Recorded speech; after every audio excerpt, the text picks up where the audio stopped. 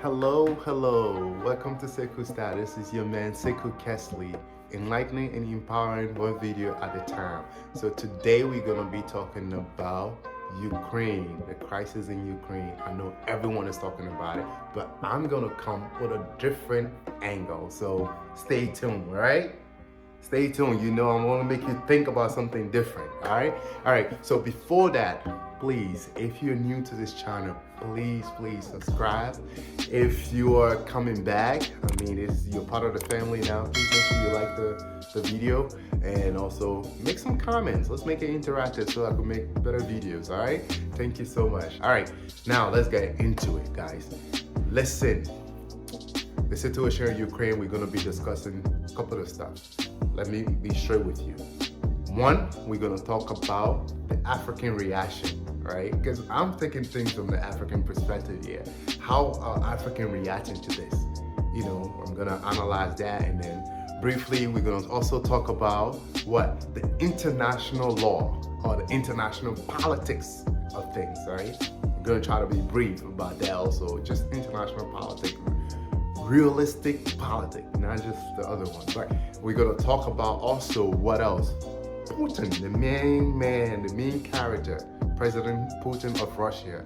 We're gonna briefly talk about him, and then we're gonna close. So let's get it started. All right? Bam. The African reaction. I was really impressed by the unified African leaders on the diplomatic level. I think almost all African leaders who spoke, they were almost all at this, different languages, but same, reaction, meaning they are all against military action. They all want peace. They all want Russia to stop the invasion and retreat back to base and then get back on the negotiation table so that these things can be resolved with, through peaceful means. That was really something that I was impressed. And the Kenyan delegate at the UN actually made a very impassionate speech about, how people don't want to stay under, some oppressed regime, and, about, like, he was really impassionate, talking about colonial past of many, and that's something that many Africans could relate to, right? We don't want to be part of that colonial past. We don't want to be oppressed anymore. A lot of people don't want to be oppressed, and people of Ukraine definitely don't want to be oppressed by Russia. That being said, generally, the reaction was mixed when it comes to the young people. From what I'm seeing, the young people, they're more like poking fun of their leaders, because some leaders will make statement like Russia should seize everything that they're doing in Ukraine now and return and stop military operation. And people are like, okay, if they don't stop, what you gonna do? South Africans, they had this whole trend going on where, I think the minister, someone said, if Russia is going to South Africa to go get them, they should go get the minister, not the South African people. So I think that was really funny in the sense that, although it's a dark moment, but like people are finding ways to like poke fun out of their leaders and actually like bring the reality out. Like, okay, African leaders, you guys are pretty much, just be quiet. There's a saying in Africa that when two elephants fight, the grass suffers. In this case, African leaders, or Africa as a continent, we are literally the grass. And this fight is between two giants.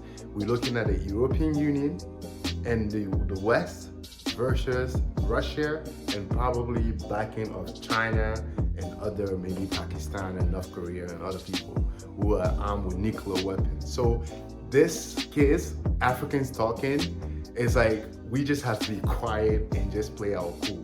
And my advice to African leaders on this matter is honestly, play your cool. You have already condemned the act. We all know what happened is clearly a violation of international laws and international norms. Russia, you guys have condemned Russia in a unanimous voice. Stop there. Don't try to go beyond that. If anything else, try to get all your students that you have in Ukraine and possibly in Russia, get them out, bring them home. or take them to other safe European countries that they will be allowed to continue their studies, or take them to America or whatever else you want to take them. That is it. Just keep quiet, play the fool, and get what you want out of this conflict. Sad to say, right? Now, moving on to international politics. The international politics of this whole situation is, it reminds me of the Iraqi war. It reminds me of the Libya invasion, when America and the West attacked Libya leader Muammar Gaddafi. It reminds me so much of all these situations, and why? Let me try to explain this to you.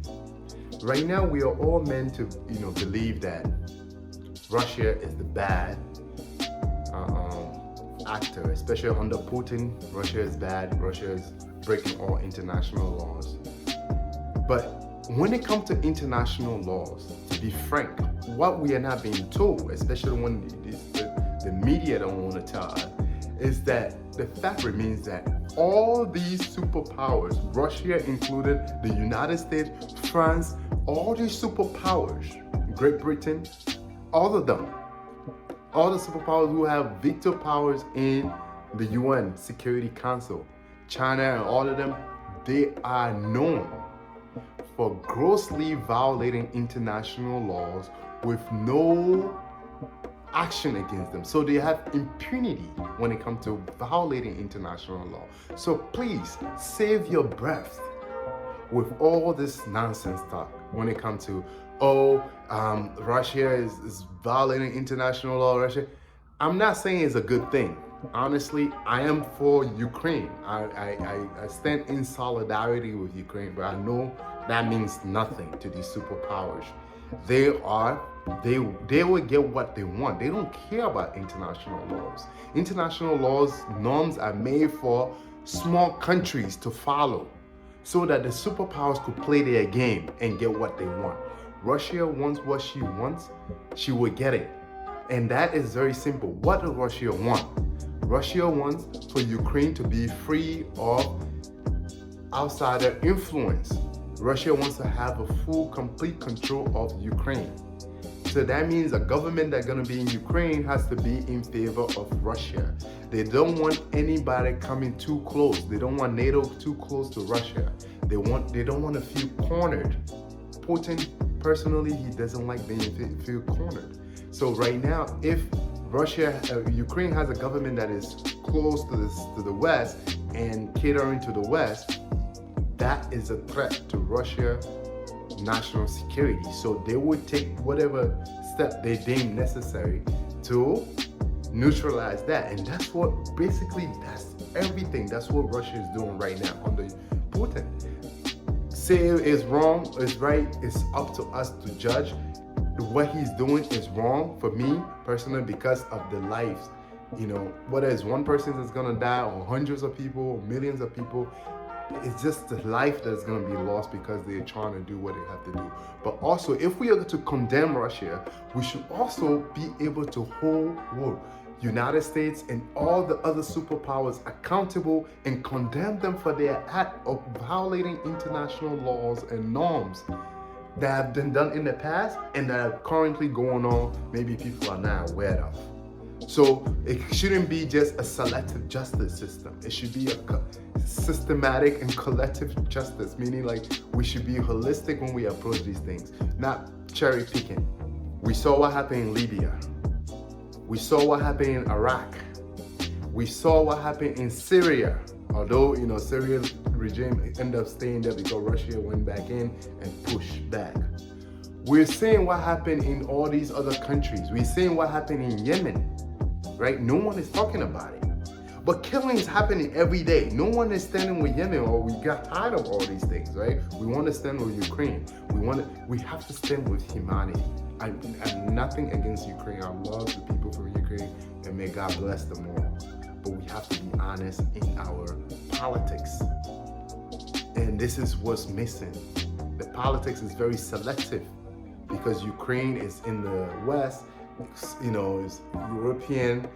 Even Poland is opening their border. Just recently, Poland was closing their border, attacking immigrants, killing people, like literally attacking all immigrants that were trying to make it into Poland from all these Arab countries and other places. But now, because it's Ukrainian and they are closer, they are European, they are welcoming all of them into Poland and other European countries there.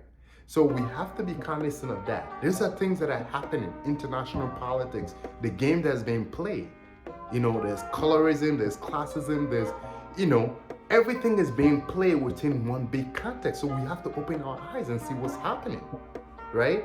And someone is being labeled as the big bad guy, but then everybody else has been doing the same thing. Just because they have been doing the same thing, that doesn't make it right. But it's not right continuously. And it's never should be right, right? Nobody want to be colonized. Nobody want to be under the influence. France should get out of Africa. If you want to aid the Africans, you should give them aid.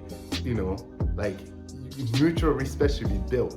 But carrying your boot and putting boots on the ground, it's not necessary.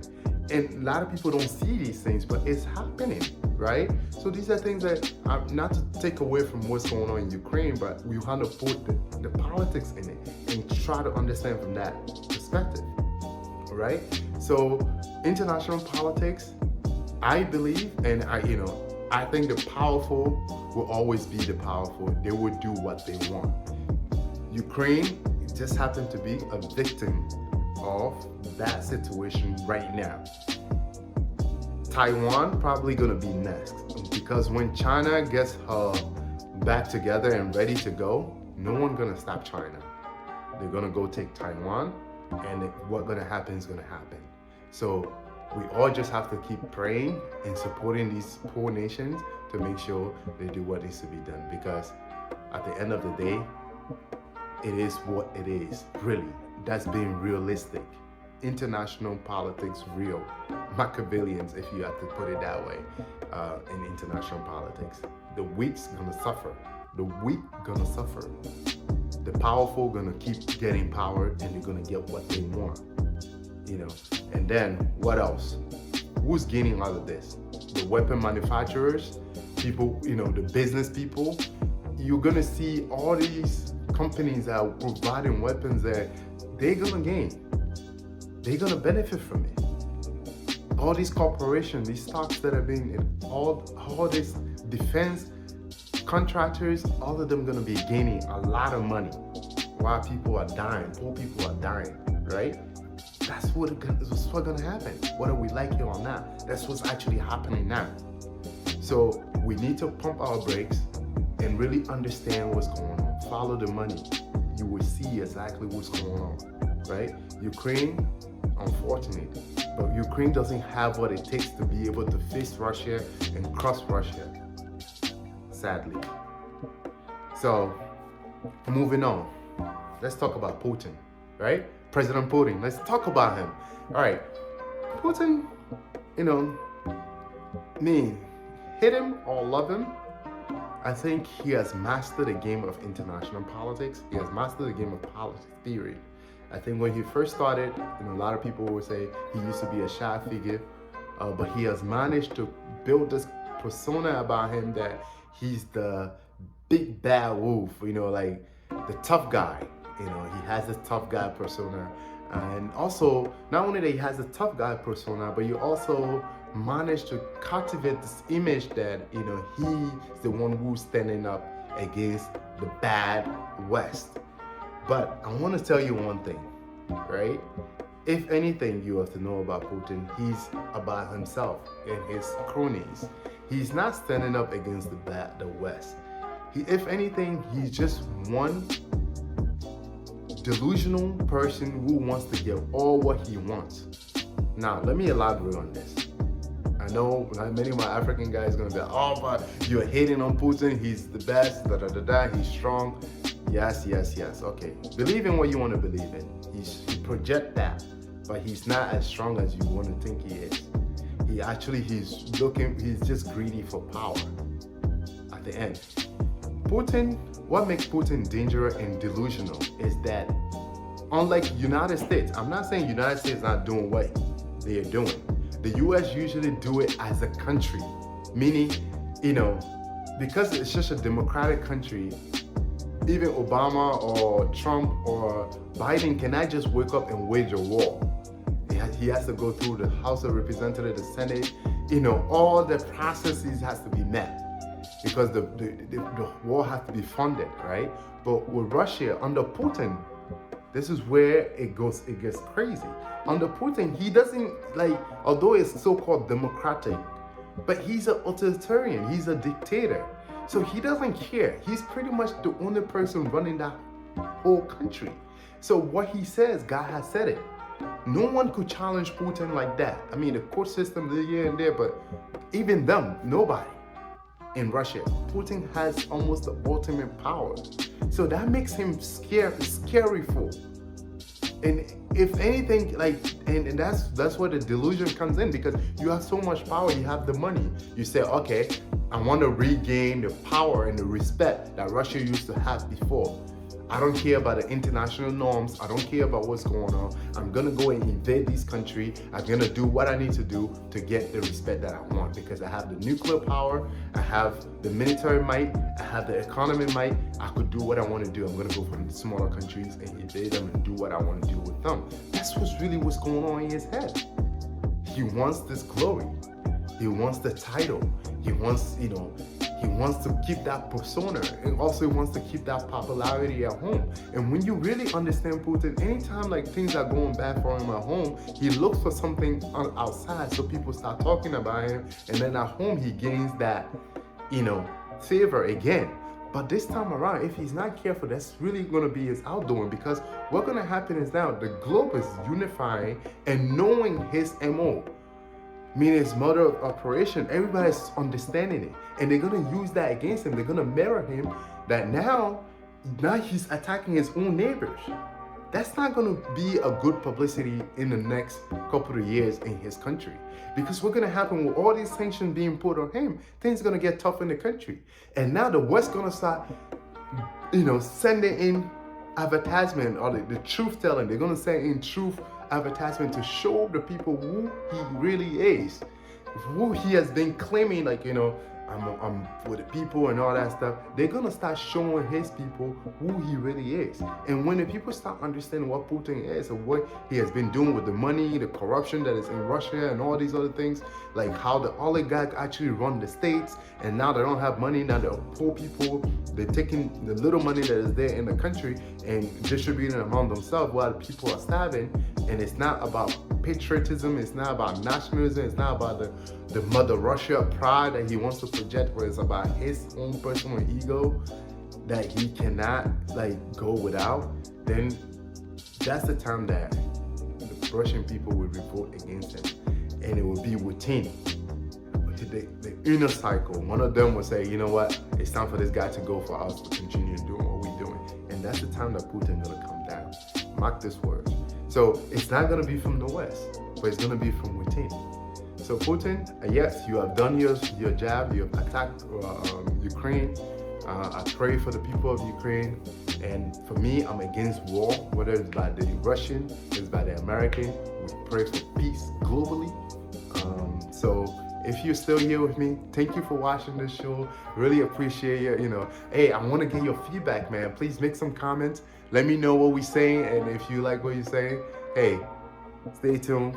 Peace and love. See you in the next show. Bye.